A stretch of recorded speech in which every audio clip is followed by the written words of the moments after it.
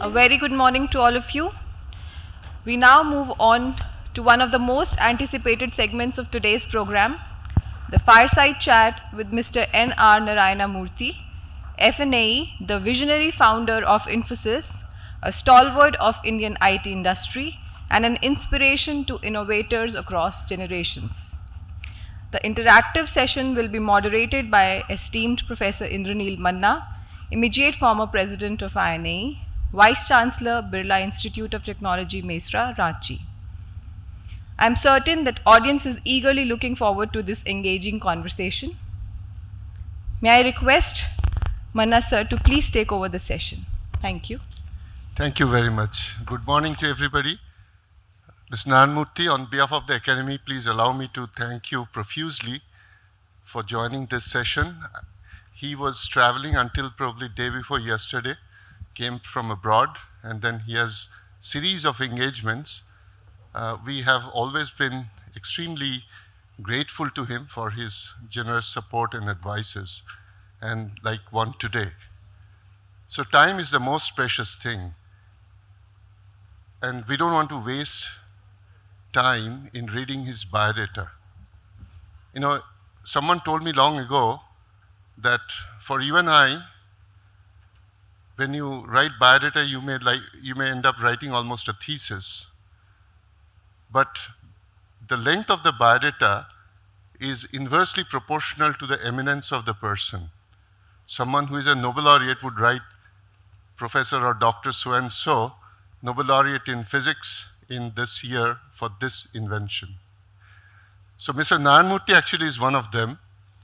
Just Mr. N.R. Narayana Murthy, founder Infosys, is good enough. But for the sake of some of the youngsters, we have the biodata displayed on the screen, but I'm not going to read out. This is a very important session. For safety reasons, Hal won't allow us to light a fire on the stage, but sparks may fly. So let's look forward to a very absorbing session ahead. I've had some opportunity of having some exchange of mails with Ms. Murthy, and we have identified certain topics which are of relevance and interest to entire audience here. And sir, there'll be many more who will be watching this or listening to this conversation through YouTube. See, today,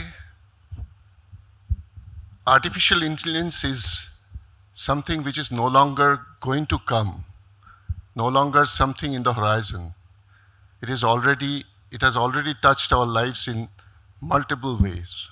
Before you even finish keying in a question, you are prompted an answer of very, very accurate nature.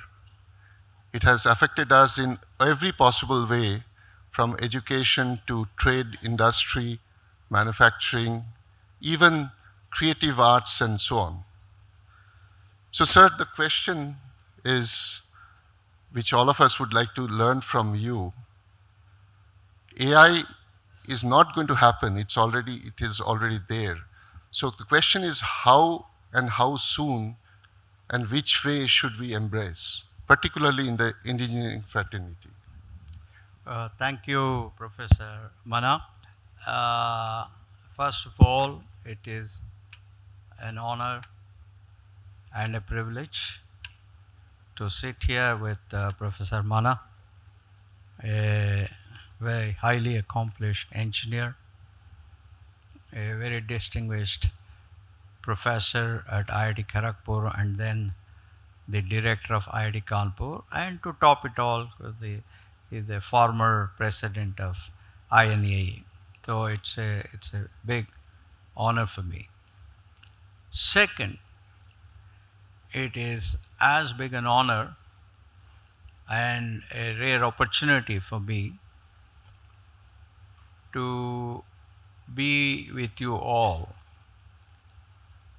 I have always believed that the only asset of any country is the power of human mind. And in this room, you have a good example of that. Therefore, it is such a privilege to be with this large uh, number of highly developed minds that are part of this interaction. Thank you for that.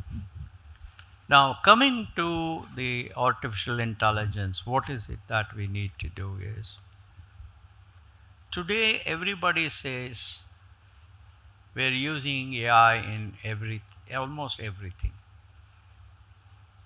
You all know that there are two kinds of algorithms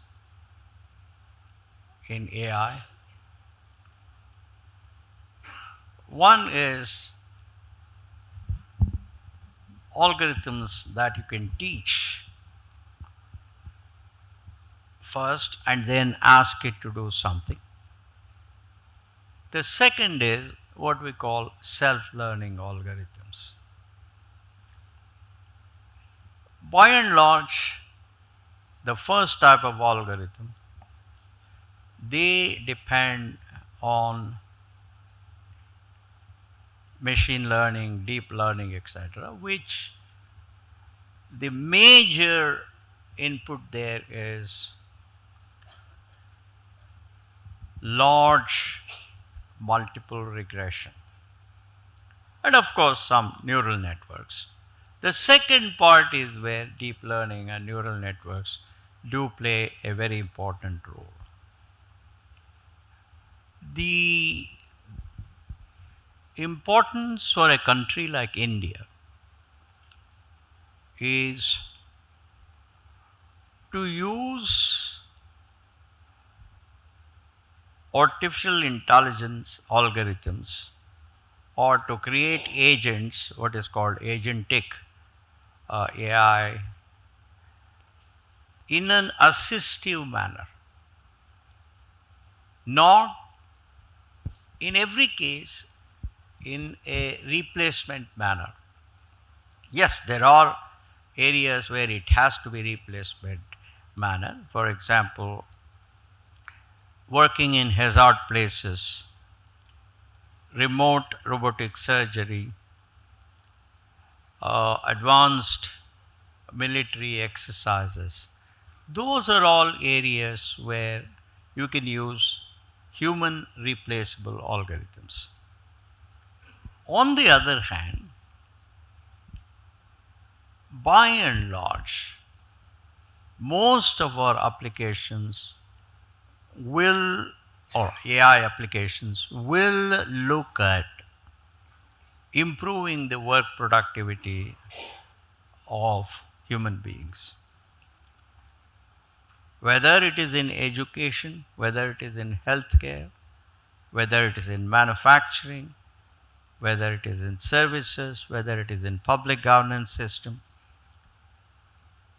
in every one of these areas, the need of the day for us is to improve our work productivity.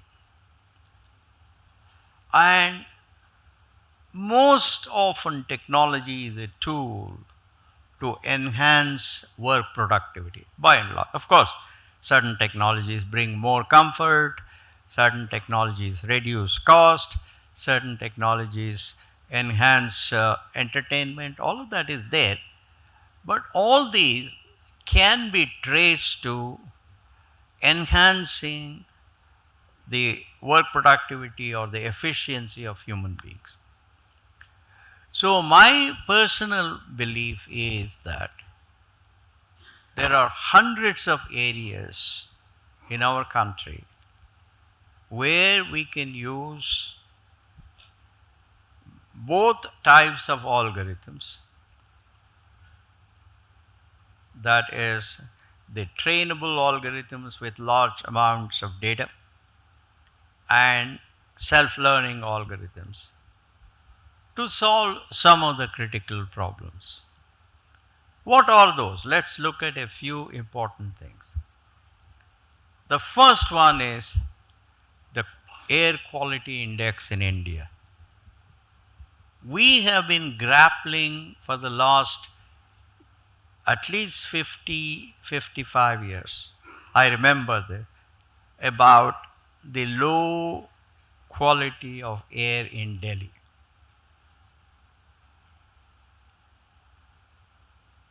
Sometimes it even goes to 1500, which is, I mean, London is 20.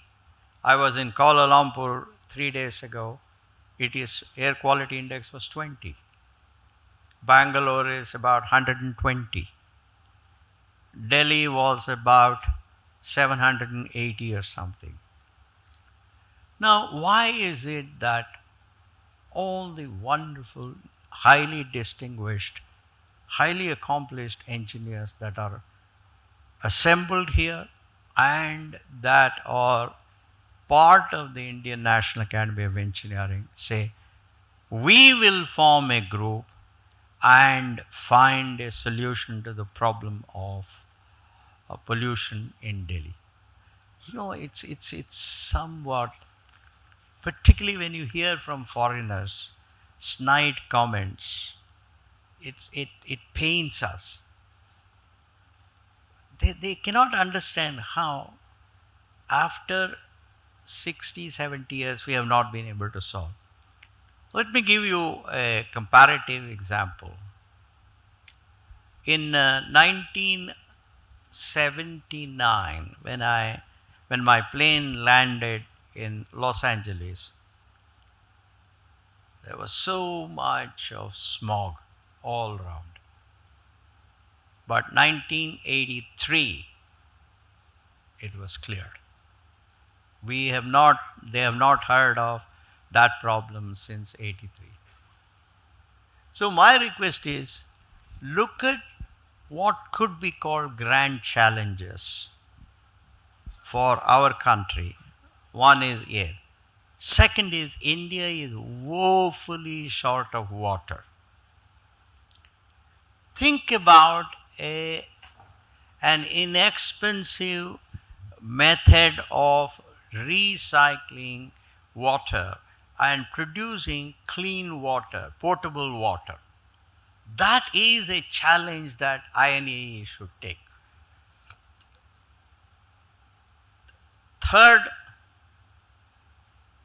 thanks to Dr. Swaminathan, who brought in green revolution, along with Dr. Norman Borlaug in the US, India became self-sufficient. But however, since the time of Sri Subramaniam, who was at that time the Minister of Agriculture or something, and Professor, late Swaminathan, since then we have not produced anything, any new method of ensuring that the soil is not saturated in the kind of fertilizers that we put there. As you all know, Punjab, the wheat granary of India, the rice granary in Andhra Pradesh, etc., they're all slowly declining. That will once again become an issue. Fourth, look at the traffic situation in Bangalore. It takes an hour to go from one part of a suburb to another part of the suburb. Urban planning is almost non-existent. If INAE could say, we will use these algorithms to come out with better urban planning, you would have added tremendously. The biggest problem I find in India is, somehow we engineers do not seem to think that our métier, as it's called in French, or our, I don't know what is, in English we say our task or whatever it is to solve problems. So therefore, if we can get to solving problems, and in using the self-learning algorithms, you'll have to create guardrails so that it doesn't do something undesirable. Sorry, I can go on and on and Yeah, on. sir, I think in brief what you're saying is that there's no question whether or not we have to embrace and in a definitive way, we should identify the grand challenges faced by the nation, and INAE has a role there. Yeah. Sir, where are the teachers who will actually introduce these kind of new subject domains? And we are now convinced in all the universities, including IITs, we face a huge dearth of teachers who are not only competent in AI as AI, but also application of AI in various engineering disciplines. For example, mechanics or thermodynamics or electrical machines. In every possible discipline today, AI has a role. And at least people of our generation, we were not trained to use AI as a tool to pursue those problems. So training teachers who are competent to teach fundamental subjects using AI as tool, there is a huge need. And what would be your advice as to how we should go by? Well, in some way, Professor Manna is the originator of the idea of training teachers in certain engineering subjects in tier 2 and tier 3 colleges. In addition to all the wonderful work that he has done, my suggestion is to leave aside our ego and then get our alumni from the developed world, as well as well-known professors from the developed world. Give them adequate or competitive compensation. Make their life very comfortable here. Welcome them with open arms and let them come and just hold 2-month-long programs. You invite 100 of them, and 25 in the north, 25 in the south, 25 in the center, 25 in the west, and whatever, 125, 25 in the east. It doesn't cost you much. Even if you gave them somewhere around, for 2 months, about $30,000, it's not a big deal. But all these things require a certain vision. All these things require a certain self-confidence amongst our rulers. We have to say, while India at one point of time, 2000 years ago, was a great nation, today it is not. Therefore, our greatness is our showing open-mindedness to learn from whoever has solved. I think we need to do that. In fact, I had suggested bringing about 10,000 STEM retired teachers from high schools in the developed world, give them each $100,000 a year, and hold a training program for secondary and primary school teachers. These are all somewhat radical, but I do think that they will yield a lot of dividends for us. So let's keep aside our ego. Mera Bharat is Mahan, we agree. Mera Bharat is Mahan because we are open-minded. It's not that we are number one. We are not number one. Everybody knows that. Let's not kid ourselves. We are Mahan because we are open-minded. So I would say that seek help from wherever it is available in a win-win way. Make those people feel welcome here. Make their life comfortable. Let them deliver. Evaluate them. Maybe some of them are not good, so next time you won't invite them. In addition to some people from our higher education systems like IITs and IASC or ISES or whatever it is. I think solutions are possible for everything. So it is absolutely urgent. I mean, we can't wait anymore. Sir, But the biggest bottleneck to solutions is our ego. That is what we should overcome. true. Sir, I mean, talking about education, we have a very well celebrated policy called National Education Policy 2020. Dr. Kasturangan was the chief architect. Now, that says the government should spend 6% of the GDP on education. And the gross enrollment ratio, today, somebody claims it's 26%. We are not too sure about that data. I'm talking about the tertiary level. And I mean, to take it, the government desires to take it to 50% above, which is higher than the world average. And the outlay on education is still 3 to 4%. And we are the fifth largest economy in the world. So obviously 1% makes a huge difference, but we're not seeing any major indications. Sir, how important it is to raise our budget outlay on education? This is an issue that I have spoken about for the last 40 years. Somehow in India, we are always concerned about inputs. We are not concerned about outputs. We are not concerned about outcomes. Let me tell you, I was invited by Sri J.H. Patel, who was our chief minister, probably 32 years ago, to be part of the state planning board. So I went there, I was enthusiastic, and there was a lady officer, I don't want to give her name, who made a presentation. She was the planning secretary. So she said in 91 we constructed this many houses, in 92 we constructed, etc. So I asked that lady, ma'am, did you work towards improving the efficiency of construction? Did you produce more houses per whatever million rupee that you spent in 92 compared to 91?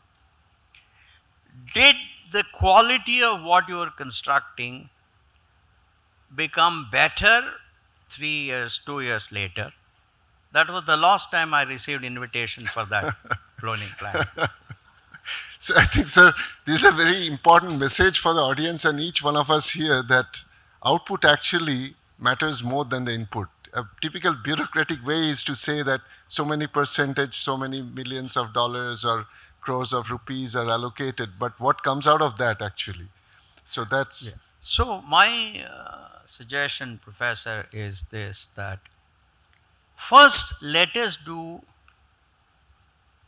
an open-minded, transparent audit of what is the state of our primary and secondary and college education.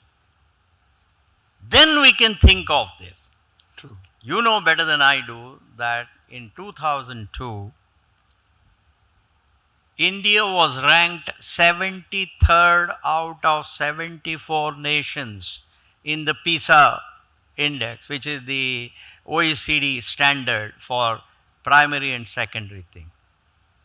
I mean, to be ranked 73rd out of 74 nations is not something of which you and I can be proud of. What did we do? We said we will not participate in that. Mera Bharat Mahan, ho gaya. So I think I have, at least running Infosys for 33 years, I realized one thing. If Infosys has to improve, we have to become open-minded to learn from people who are better than us. We have to learn from the competition. We have to learn from professors. We have to learn from intelligent employees. So if we become open-minded to understand what are the reasons why we have not been able to make progress that is worthy of our nation, and take some quick actions, things will happen. But otherwise, even if you put 6%, it won't improve, let me assure you. Yeah, I think that's a very important message, that just showing intention or allocating budget is not going to work. We actually have to look at the outcome of it. Sir, one other, this is may sound strange. I'm into my 40th year in the education profession, and out of which 35 years I lived in the government protection. Only in last 5 years I have known something called outside the government patronage, the private institutions. And to my horror, I realized that there are many, many schemes, good schemes of the government, in which the private institutions are not eligible. So there are many for example, One Nation, One Subscription scheme. Those from academia would know. Today it's very difficult to publish papers in top journals because most of the journals demand author publication charges, and that's very expensive. So government has rolled out a scheme to help the IITs and top institutions in the country, that government will provide the subscription for them and professors can publish there. Private institutions are not eligible for that scheme. More students today go to the private institutions in the country than to the government institutions. So unless we care for all, sir, I don't think we really can expect the country to be really great. So sir, what do you say? Well, that again is a remnant of the colonizer mindset. When the British were ruling us 78 years ago, their objective, rightly, and I don't blame them, rightly to protect the interest of the crown and to make sure that the crown derived as much benefit from the colonies as possible. I can't blame them after all. They were smart, they managed to rule India, all of that. But that mindset has continued even today, because those who belong to the government are our people, the rest of them are foreigners, the rest of them are our enemies, rest of them do not deserve any encouragement. See, that mindset is at least 78-year-old. That again comes back to the issue of being open-minded to learn from other developed countries, other developing countries like Singapore. Look at Singapore, look at Thailand, look at Malaysia, look at Eastern Europe. They've all transformed, but we have not yet transformed. So if we create advisory committees in every function of the government, where you take people who are highly respected, who are highly accomplished in whatever they did, as advisors to each of the ministries, and give the chairman of that committee a status equivalent to the cabinet minister in charge of that function, then it will change.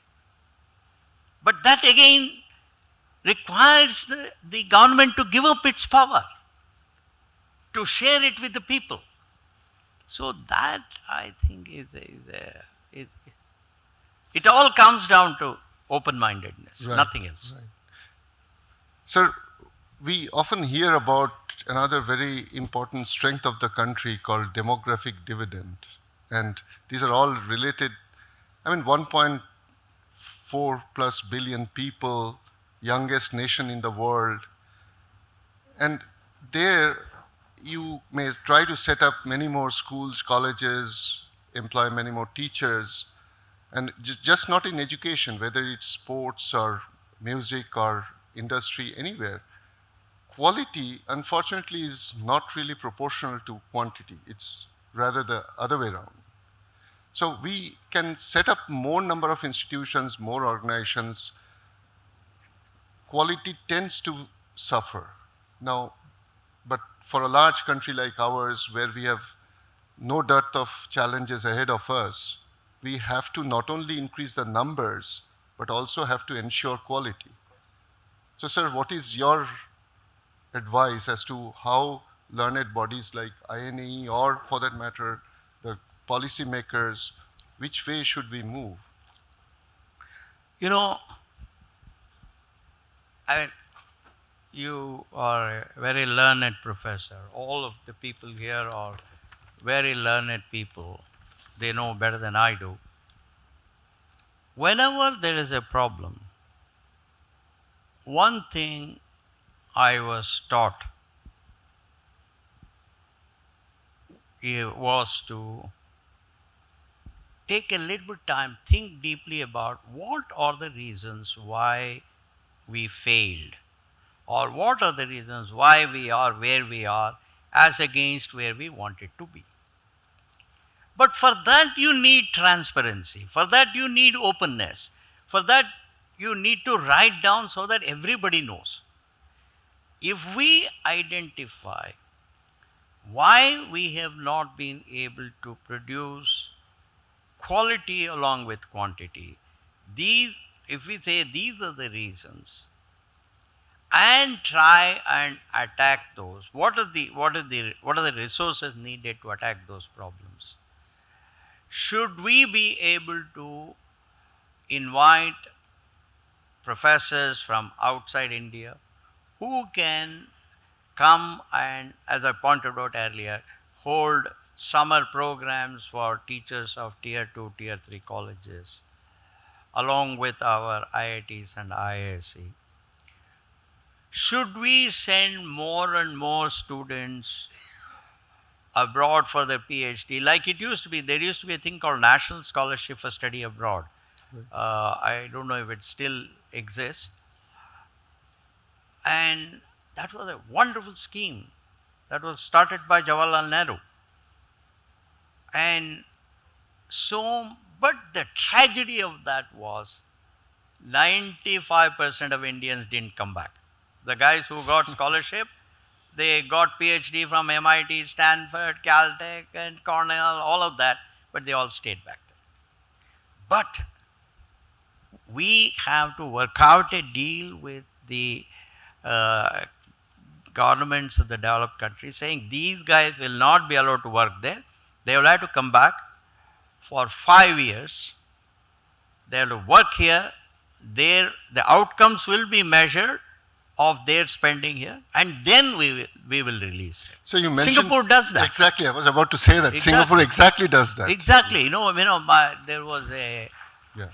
There was a classmate of my son. My son went to Cornell. Professor Prof. Olpadwala is here. He was Dean of Architecture at Cornell. And he had a classmate.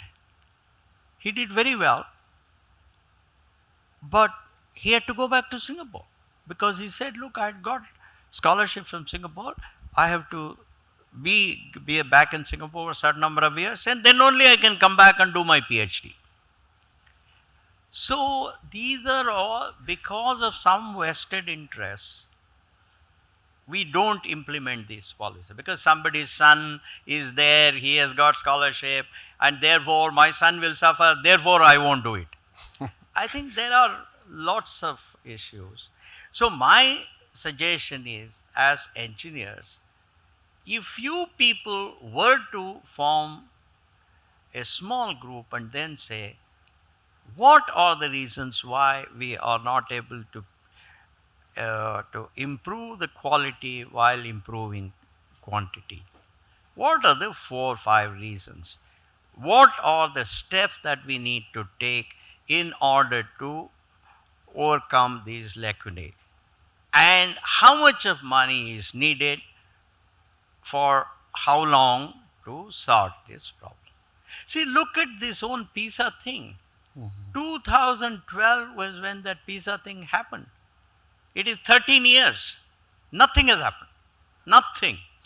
So a lot of dispassionate analysis and Yeah, soul searching is exactly. needed. See, that's what we are all, we're all engineers. Engineering is about using the power of science to apply it to real life problems and solve them. Solve. That's all what engineering is. So, if we have noticed that the quality has not improved, then we can form a small thing and produce, write it in Times of India, write it in Hindu, write it in India Today. Same article can be published or some different names can be put so that to satisfy all these guys. And we have to enhance the awareness. We should not be scared of saying that, no, no, this fellow will get upset, that fellow will get upset. I think that is needed. So now a googly to you. If you are allowed to reboot your entire life and career, professional career, would you trade the same path, found Infosys, and pursue the way you did? Or do you have certain advices to the youngsters who want to be entrepreneurs? Which way they could turn out to be even more successful? I think that's a very good question. First of all, let me say this. I am the son of a high school teacher. There is maximum respect for teachers in my family. Therefore, if I could not pursue the path that I did, I would have tried my best to be a teacher. I had scholarship to do my PhD in the US as well as at Technion Israel. My choice was Technion Israel. And when I got this job in Paris, all my young friends said, no, no, man, you can do your PhD later. Go to Paris. You are young. The city is Paris. You are getting good salary and all of that. And there I got influenced about various isms, socialism, capitalism, libertarianism, and communism. And then I decided to come back to India to conduct an experiment. But I would have been very proud to have been a teacher. Oh, that's very, very, at least for those of us from academia, we certainly can feel very happy. Sir, we often hear in this country a word called jugaad, and we tend to mistake this to be innovation. Compared to Finland, whose population is as much as in Calcutta, and they rank 1/4 of Calcutta, Yeah. and they rank 7th in the world in Global Innovation Index.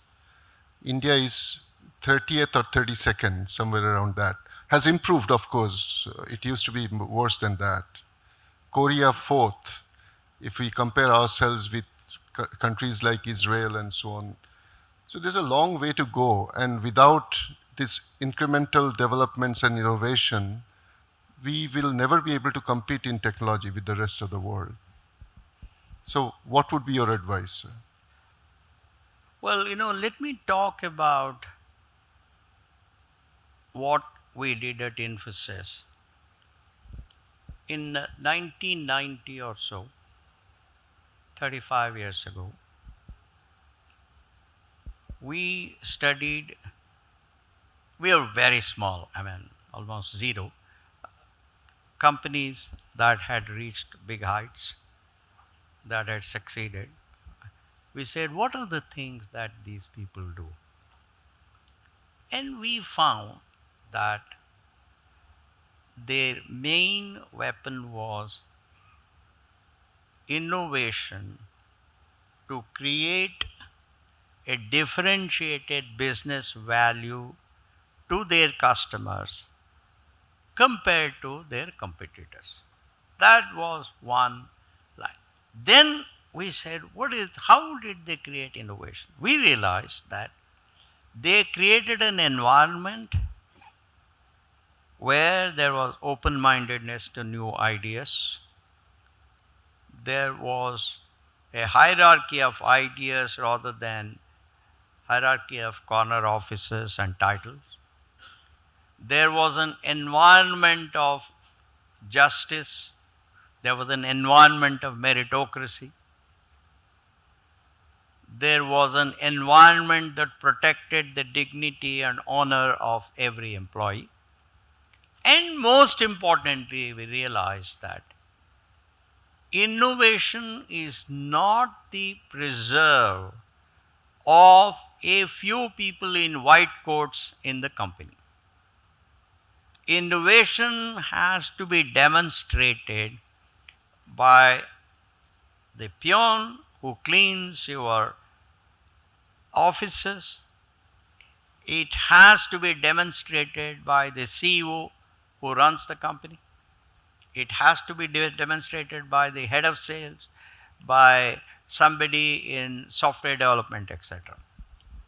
So in 1990, we conducted a workshop. At that time, we were only 150 people, very small, where everybody was invited, starting from peons to the chairman and CEO. Without exception, they were all good people. They were wonderful people. They came and attended. We did it in our canteen. And we got 4 people to explain what is innovation, why innovation is important, how innovation will make the company stronger, etc., etc. We did it in 4 languages.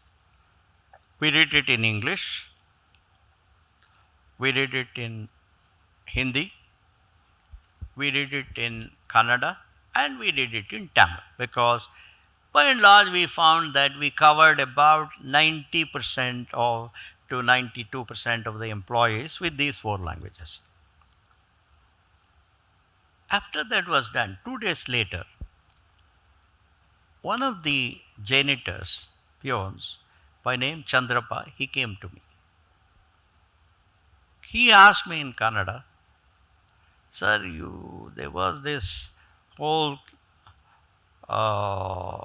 presentation on innovation. They were very good, etc., but somehow I didn't understand the whole thing. Can you explain?" I said, "Chandrapa, not a problem, please sit down." I sat down with him and told him, "Chandrapa, you are responsible for cleaning 8 conference rooms every day. Tomorrow morning, when you come for your job, when you start cleaning the first conference room, ask 3 important questions. 1,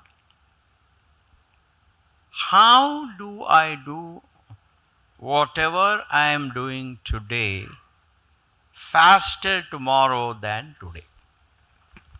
I said, "Look, you are using one for cleaning the table, maybe 1 piece of cloth. Try and see if you can clean it with 2 hands. You may improve sometimes maybe 30%, sometimes 60%, sometimes 20%. But then you will see what was the mistake that you did in using 2 hands. Or there may be, you will think of a tool that will have 2 branches with a stick, and that will clean 2 parts of the table. In other words, you have improved, you have done whatever you are doing today faster tomorrow." Second, I said, "Chandrapa, ask the following questions. Whatever you are doing today, how can you do it cheaper tomorrow?" I said, "After you finish cleaning today, go to the market, talk to the people, find out if there is a cheaper cleaning liquid, or if there is a cleaning liquid that is more efficient than what you are using, and if you use the same quantity, you can clean even a larger surface. Thereby, you have reduced the amount of cleaning liquid. Thereby, you have reduced this one. Third, there may be a new product which may clean much better and that may be less expensive. So, that was the second question. And the third question I asked him was, when you start cleaning today, ask the following question. What can I do tomorrow to clean the table with a better quality than what I did today? Today, when you finish cleaning the table, please spend a few minutes and look at how many specks of dust remained on the table. Then think about how you can reduce the number of specks of dust. Today, let's say that it was 5, you say tomorrow I'll make sure it is 4. Or go to the market and find out if there is a mechanism to reduce the dust. I said that is how you improve the quality of what you're doing. So I said all that you need to worry about in every one of your jobs, whether you are the CEO, whether you are the peon, it doesn't matter. That is, how do I do things faster tomorrow? How do I do things cheaper? Third, how do I do with a better quality? Sometimes at different levels, you may say, no, I can't use this tool. This is nothing. I will go and read. Books are those days, internet was not as good today. Maybe in journals, in the US journals or something, there may be something else that you can use to do all those things. So I said, this is all what innovation is. There is nothing, this is not invention, but many times innovation leads to invention. Innovation is the desire to do things faster, cheaper, and better. So, then of course he practiced. The point I am making is, every one of us, whether one is a peon, whether one is a cook, whether one is a CEO, every one of us can do our job faster, cheaper, better. The important thing for a leader is to create an environment where this becomes part of your mindset. And you have to create an environment where nobody is afraid of trying. The biggest problem we have is we are all afraid of failing. We are all scared of what our colleagues will say. We are all afraid of smarter people looking down on us. Somehow, the job of a leader is to overcome this, to ensure that everybody in the company would say, I will try this new idea. If it fails, I will not be punished. As long as I didn't do anything unethical willingly. That is a different aspect. So I personally feel that sorry I took a little bit extra time, but this is important. If INAE can indeed form a group, there are so many distinguished people, and they were to analyze why have we not been able to enhance the quality of the colleges while we have enhanced the number of them.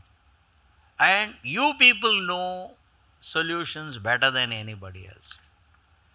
And then you will have to call the industry, you'll have to call the government and say, this is what we want to do. We need your support. This is for the country. This is not for any one of you. This is for the country. Look at China. China has become 6 times GDP of India. I mean, in the same period, 1978, when Deng Xiaoping said, I don't care whether the cat is black or white as long as it catches mice. 78 to 2025, in a period of 47 years, China became 6 times India. China's exports, I'm sure all of you know, was last year was $3.6 trillion. You know what the export of US was that same period? Just $2 trillion. Know what the export of India was? Anybody guess? It was 470 billion. So the reality is that I used to say at Infosys, before you blame others, first ask, why am I not doing as well as the other guy? What is it that I need to do? What is it that I need to correct myself to become better? Once we do that, I can tell you, you'll be opening up your mind, and the moment India opens its mind to learn from people better than us, to focus on speed, imagination, and excellence in execution, I'm very confident that India too would accelerate like China. So I think what you also implied is, apart from faster, cheaper, and better, it has to be a continuous urge. Like you said, every time we should ask ourselves, how can I do things better? So there has to be a continuous urge to do things, improvise things or improve things from what we are today. In some way, you people are doing, almost without exception, I would say IIT directors, IIM directors, ISC directors, ISL directors, most of them have high aspirations. But they need to communicate to youngsters a vision as to where India can be if we work smart, if we worked hard, if we become open-minded to learn from people better than us, if we use innovation, where we can be 5 years from now, 10 years from now, 15 years from now. And then they have to work with our bureaucracy, with our politicians, who come from a different background, we all understand, to somehow appreciate the value of all of this. See, the primary job of a leader is to raise the aspirations of people, is to make people feel an inch taller in his presence. George Bernard Shaw once said, of course, late Robert Kennedy borrowed his words, and he said, most people see things as they are and wonder why. I dream of things that never are and then say, why not? I think that is where the leadership will have to become a little bit bolder, because they are as much interested in the country as anybody else. It's not that anybody who says we should have high aspiration is anti-India, right? So I think all of you must come together as a group, voice your opinion, find solutions. You see, we cannot only criticize and then say that's wrong, that's wrong, that's wrong. Then everybody will say, "Arey man, don't come here because we are sick of you." However, as long as it's constructive criticism, as long as you say this is the path to solution, these are the resources needed, we want you to help us, I think we will be able to solve. So seeing India in better lights brings us to another very important topic, that India wants to be self-reliant in technology and so on. It's a far cry. there are sectors where we certainly are doing very well. Uh, in fact, sir, your friend Saurav Srivastav the other day, he claimed, and it's data which is available, some 20, 30 years ago, there used to be only about 10,000 entrepreneurs, and today India has registered more than 1.5 lakh entrepreneurs, and not just in services, but including in hardware manufacturing. So, sir, my next question is, while we want to be self-reliant, our contribution coming from manufacturing to the overall GDP is fairly low, maybe 15, 16, 17%. The Prime Minister wants it to go to 25, 30%. And there are countries, I mean, Korea, for example, 40% and so on. And today we are in a situation where our trade deficit is large. Recent data shows about 40, 50 billion. And the debt to GDP ratio also is very alarming, 20%. So how to boost the manufacturing sector? I don't know if most of you may have noticed that, read that. China became the first country in the history of this planet to create a trade surplus of $1 trillion. You're talking about deficit Yeah. here, 40 billion a month, whatever it is. China became. I think what that says is it is possible. It requires a lot of hard work.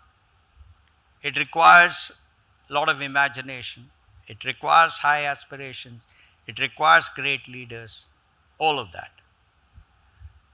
Unfortunately, India took the wrong strategic decision in the 70s when we were looking at manufacturing. We came out with a very strange concept called phased manufacturing. What they said was, we will first make components and then we will make finished product. But you know what happens is when you take a decision at a high level, unless that decision, the rationale for the decision, the implications of that decision, actions to be taken is not clearly explained to the ground level people, they will destroy that strategic decision. You know what happened in 1975? At that time, there used to be a deputy minister called Sanjeevi Rao in the Department of Electronics, and P.P. Gupta was the secretary and a few others. Somehow, the customs people and others were given the message that we have to focus on components, not finished goods. So the customs people, the customs department got the message, indirect message, that reduce the duty on finished products, increase the duty on components. Understood what happened? Everybody imported finished products. Nobody of course imported components. Neither components were manufactured, and the finished product was coming in very cheap. That was a foolish decision. We have not recovered from that. Second, you see, other countries which are somewhat more humble than us, including Japan, they said, India, their country, Japan, was not a very rich country at that time. Therefore, we have to export to create jobs because the disposable income in the country is low. So what they did was, let us first learn to make toys. Then they went to transistor radios. Then they went to TVs, etc., etc. But we Indians, we have very high ego. We cannot do all of that. That's all very low for us. So, whether it is Japan, whether it is China, they all went from low-tech products to high-tech products. Why low-tech product? The reality is that in India, as you know, about 50% to 55% are semi-literate. They hardly can read. For them, manufacturing should be simple. You should not have to explain very complicated stuff. Therefore, if we were to say we will make the best toy in the world and we will sell it at an attractive price, we will succeed, like China did, like Japan did. Unfortunately, that has not happened in India. True. We want to make semiconductors, we want to do this, we want to do that, all of that. But there are people who have already become such experts in those. They make it at such scales.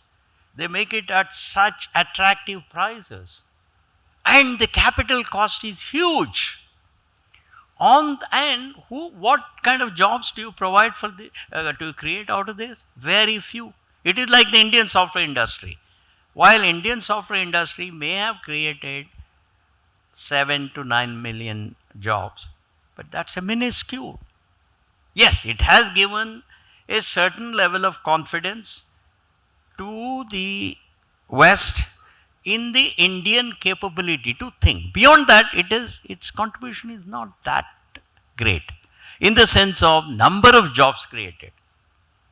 So here, if we were to be very practical, if we were to set aside our ego, if we were to be a little bit more humble and then say, we will look at what the semi-literate villager in India, when coming together under the organized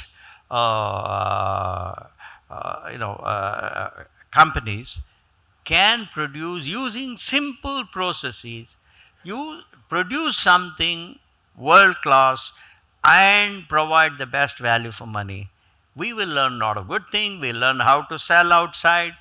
We'll create these jobs, large number of jobs, and then India will. This is what China has done. This is what Japan has done. So this is something very interesting proposition you're saying, that while we pursue to send satellites or create other very important electronic devices, at the same time it's very important that we create opportunities where grassroots level people without much of an education or training can participate. Absolutely. Right. Sir, India consumes 30% of the world average of energy consumption. Yesterday we had a very illuminating lecture from Professor Vasi on solar energy situation in the country, and things are improving very much. But we take only 2%, we get only less than 2% from nuclear energy, where many of us believe that India had a huge opportunity because we are one of the 8 nations in the world who are capable of harnessing energy from nuclear resources. Now, whether it's nuclear or solar or wind or hydro, there is a dire need, because without which India cannot be a developed nation. So what is your perception about the energy route? Which way India can be an energy surplus country without endangering the environment? When you pursue nuclear,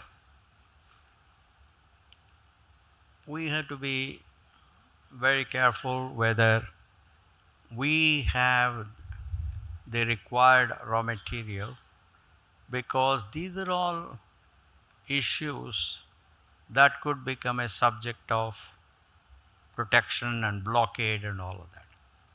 So we cannot expose ourselves to serious problems because there is a difference of opinion between US and India or something. On the other hand, if we focus even more on solar energy, if we focus even more on wind energy, if we focus even more on hydroelectric resources, and reduce our focus on fossil fuels, convert more and more of our vehicles to electric vehicles, I do believe that we will be leading to a better country. Because fortunately, sun is impartial to all of us, whether it's India, China, US, whatever Mr. Trump may say, sun will definitely fall on us. So we have to look at how we can leverage solar energy. But there are a lot of issues, a lot of hurdles from bureaucracy. Let me give you, I am not making it up. About a month ago, there was an article by Swaminathan Ankleshwariya Iyer. He said an entrepreneur who wanted to manufacture solar panel found that he had to go through 2,375 approvals. No, I mean, see, Professor Manna, the thing I don't understand is, maybe I'm an idiot, that these are all evident. Why can't we remove all these hurdles? And then say, no, we are poor, we are this, we are that. 2000 years ago, we had rockets, we had planes, that's all fine. But the solution is to remove hurdles today. True.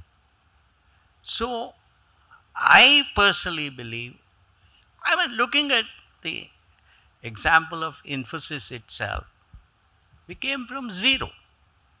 And it is now 44 years.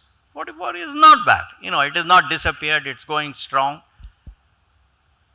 Therefore, I believe if we jokers could do this for Infosys, I think there are so many smart people in India.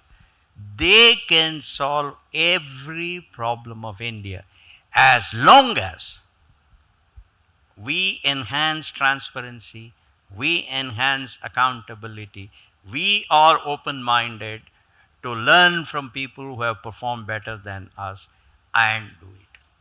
That is the biggest challenge in India. Yeah, I mean, basically empower the population who actually are willing to serve, willing to offer. Sir, Human Development Index is another sore point. Depends on education, health, and quality of life. Yeah. India is 130th Yeah. out of 170 or odd countries. And we aspire to be a developed nation in about 22 years from now. So it's a very steep task. It's a very difficult task. And typically, one expects the developed nations, there's no quantifiable parameter, but I mean, there's a general belief that 0.8 out of 1 or 80% of that index. India's current number is 0.6 something, which places us at 130th.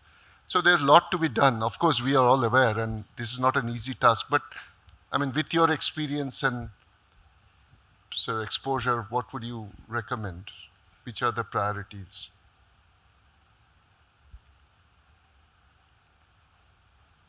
You know, again, it comes back to what I said before. We have to sit down, I mean, expert groups will have to sit down and then say, why are we so low on nutrition? We give free ration to 800 million Indians. 57% of our population gets free ration. In addition, we give free electricity here. We give free buses. Okay. Now, I don't know whether it's right or wrong. That's not the issue. The point I'm making is, after all of that, why is it that we are still low, 131, 132 out of those? Some bright, respected, accomplished people must sit down and they must be given all assistance to come out and understand why we are where we are. And what are the solutions other countries have used?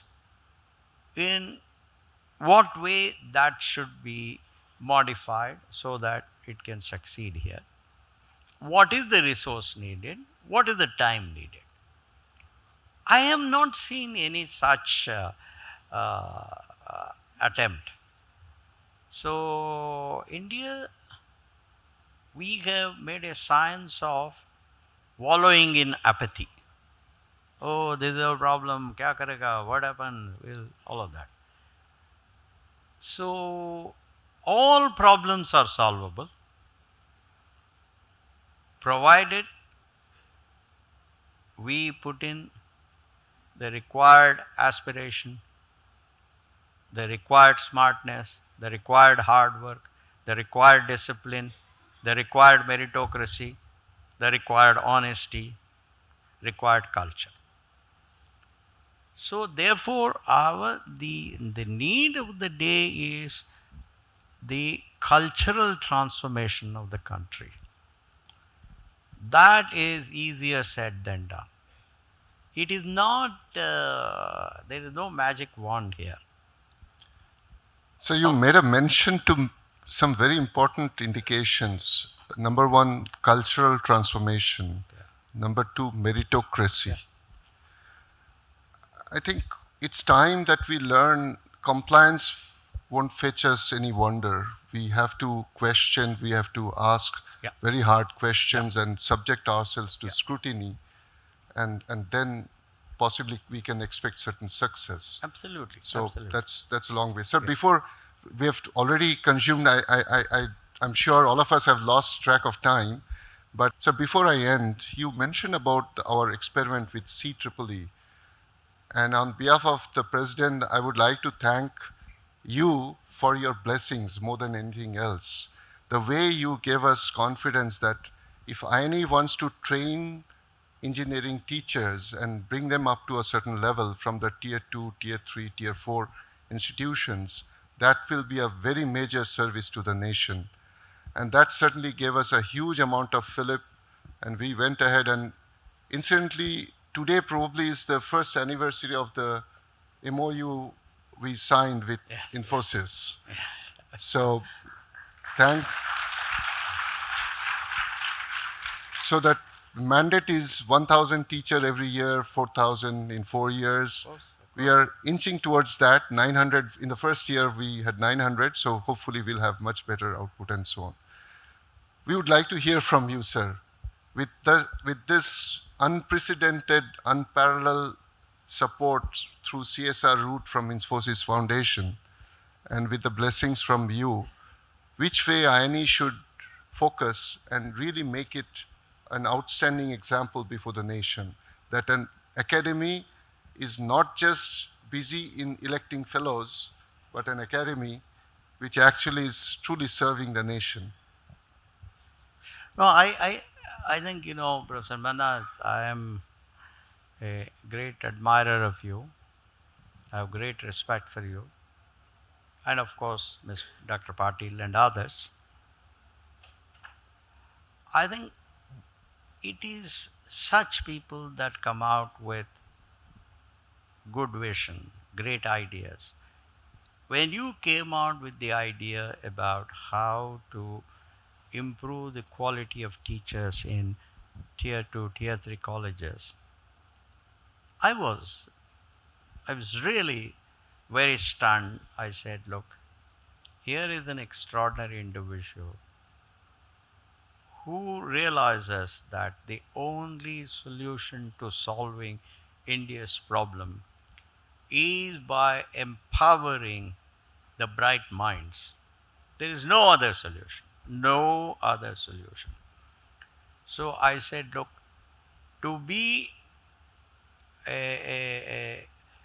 to be an even enthusiastic observer who will cheer them when they're running this marathon is a privilege. That is the way I looked at it. I think what you people are doing is extraordinary, excellent. What I would request is this. I would request a progress report once a quarter Sure. on saying how many people you have trained in what areas, etc. And after a year or so, before before these teachers went through a training, what was the opinion of the students in those classes? Take a survey, and after they went through this course, take a survey and then see if that effort has indeed created positive outcomes. How much they have benefited from How that. much they have benefited. Absolutely. I think that will enthuse every corporate leader. I can assure you that. But for that, we have to start collecting data. The trouble with India is our civilization is an oral civilization, oral tradition. We don't believe in writing. Everything is oral. So if it is oral, it is lost. And all kinds of imaginary stuff is written and said, we did this, we had rockets and this and that, all of that happens.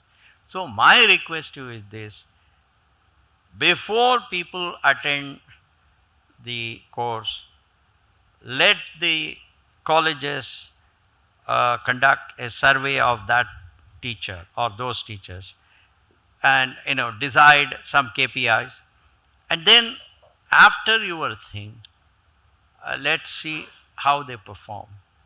The moment there is a positive outcome, I think Sure. every corporate leader will be. Sir, you'll be glad to learn that within just about 3 months exercise, we could convince 125 faculty members from the 5 IITs. Yeah.